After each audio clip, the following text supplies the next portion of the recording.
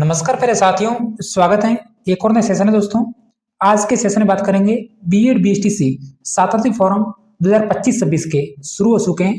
तो वे अभ्यर्थी अपना फॉर्म भरना चाहते हैं तो सातवां का फॉर्म है, अब भर सकते हैं।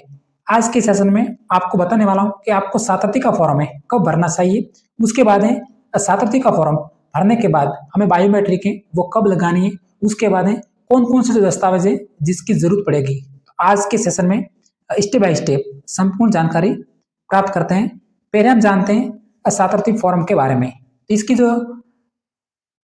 फॉर्म जो शुरू हुए हैं 10 नवंबर 2025 से 10 नवंबर से शुरू हो चुके हैं और 31 दिसंबर 2025 तक भरे जाएंगे। उसके बाद है हर महीने जिस दिन 31 तारीख से एक दिन पहले इसकी जो डेट है आगे बढ़ जाती है। तो लगभग सातवां के जो फॉर्म है मार्च अप्रैल मई 2026 तक भरे जाएंगे। आपको डाउट्स और टेंशन नहीं लेना है। इसके जो फॉर्म है हमेशा डेट है आगे बढ़ती है। उसके बाद है आपको जो सातवां की फॉर्म है वो कब भरना चाहिए। कई विद्यार्थी ऐसे भी हैं जो डोनेशन पे यानी बीएड कॉलेज में या फिर बीएसटीसी के कॉलेज में रेगुलर नहीं जाते हैं, तो उसको जो इसका जो फॉर्म है वो कब भरना चाहिए ये भी समझते हैं। तो उनसे पहले जरूरी दस्तावेज। तो सातवां फॉर्म के लिए जो हमारे जरूरी दस्तावेज है आधार कार्ड के बाद है जन आधार कार्ड है। उसके बाद है जाति प्रमाण पत्र और मूल निवास प्रमाण पत्र। तो देखिए सबसे जरूरी बात है कि जाति प्रमाण पत्र और मूल निवास प्रमाण पत्र सातवां फॉर्म के लिए जरूरी होते हैं और ये जो प्रमाण पत्र हैं 100 महीने से पुराने आपके नहीं होने चाहिए। कई अभ्यर्थियों ने नए बना लिए और कईयों ने अभी तक नए नहीं बनाए, तो जरूर बना ले। उसके बाद बैंक डायरी अपने खुद की होनी चाहिए। उसके बाद पिछली कक्षा की मार्कशीट, फीस रसीद।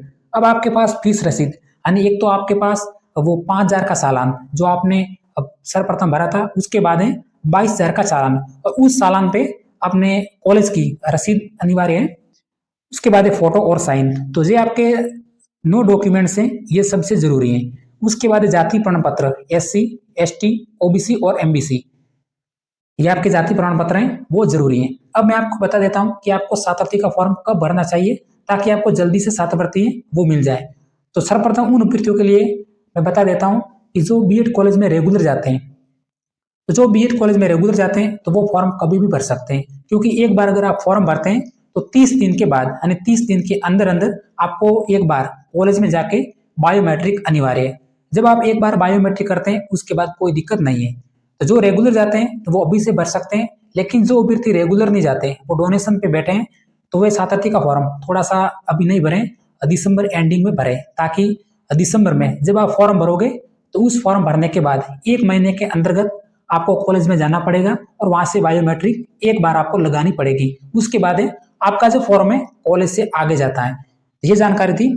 उसके बाद समझते हैं जो सातवां है वो कितनी मिलती है, ये भी हमारी जानकारी इंपॉर्टेंट है।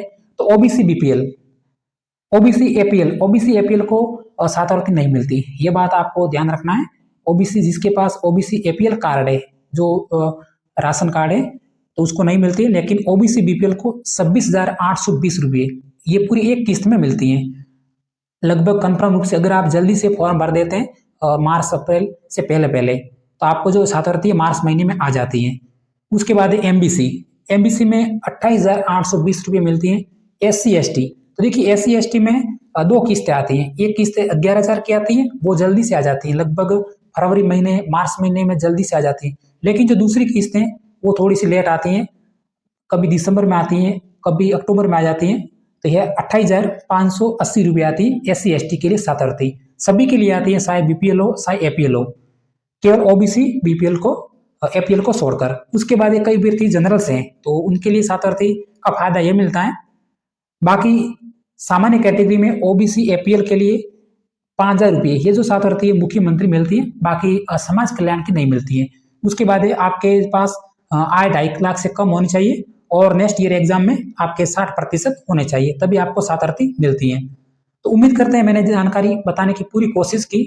जो अभ्यर्थी पैसों से डोनेशन दे रहे हैं तो वे सातवां का फॉर्म थोड़ा सा वेट करें, आप दिसंबर में या फिर जनवरी में भरें। जब एक बार आप सातवां का फॉर्म भरो तो उस एक महीने के अंतर्गत आप कॉलेज में जाना पड़ेगा, वहां से बायोमेट्रिक लगा के और कॉलेज से काउंटर पे आप बात करना कि हमारा फॉर्म है आगे भेज दे समाज कल्याण में।